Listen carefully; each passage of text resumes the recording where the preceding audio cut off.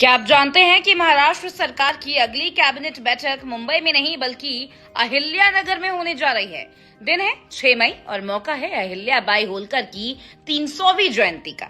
लेकिन सवाल यह है कि ये कैबिनेट बैठक सिर्फ और सिर्फ एक श्रद्धांजलि है या इसके पीछे कोई बड़ी राजनीतिक रणनीति छुपी हुई है।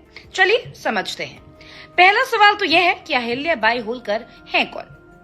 अहिल्याबाई होलकर 18वीं शताब्दी की एक योद्धा रानी, एक प्रशासक और एक धार्मिक सांस्कृतिक पुनर्निर्माता। जन्म मई 1725, जगह चोंडी जो अब अहिल्यानगर जिला कहलाता है।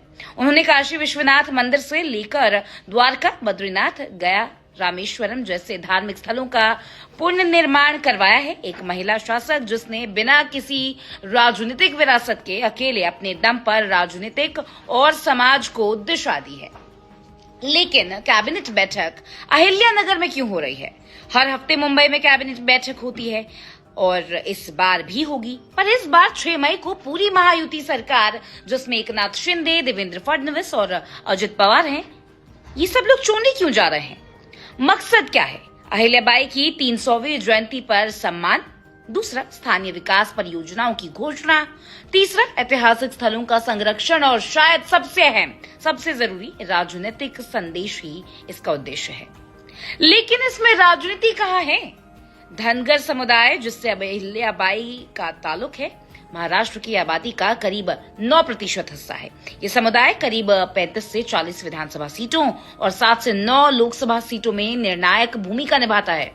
भाजपा 2012 से वादा कर रही है एसटी आरक्षण देने का, पर अब तक वो पूरा नहीं हुआ है। इसीलिए बैठक से एक मजबूत राजनीतिक संकेत दिया जा रहा है कि सरकार, विशेषकर भाजपा, धनगर समाज के साथ है। जी हाँ, एक बड़ा पॉलिटिकल मैसेज यहाँ पर सामने आ रहा है। लेकिन नाम बदलने की राजनीति क्या है? 2023 में अहमदनगर जिले का नाम बदलकर अहिल्यानगर कर दिया गया था। ये कदम केवल श्रद्धा नहीं है, बल्कि एक हिंदू प्रतीक और सामाजिक इंजीनियरिंग का हिस्सा था। खासकर धनगर समाज को संदेश देने के लिए ये किया गया था। एक बड़ा पॉलिटिकल मैसेज जो भाजपा के फायदे में होगा। लेकिन विपक्ष क्या कह रहा है?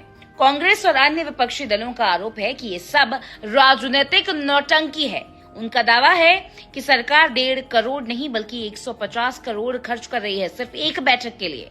सरकार का जवाब है कि आरोप बेबुनियाद है, टेंडर में गलती हुई थी, असल बजट सिर्फ और सिर्फ 1.5 करोड़ है। तो क्या ये बैठक केवल इतिहास का सम्मान है या फिर 2024 के बाद 2029 की तैयारी है? शायद दोनों है। अहिल्याबाई होलकर की महानता निर्विवाद है, लेकिन उस विरासत के जरिए राजनीतिक पूंजी बनाना आज की राजनीति का सच भी हो सकता है।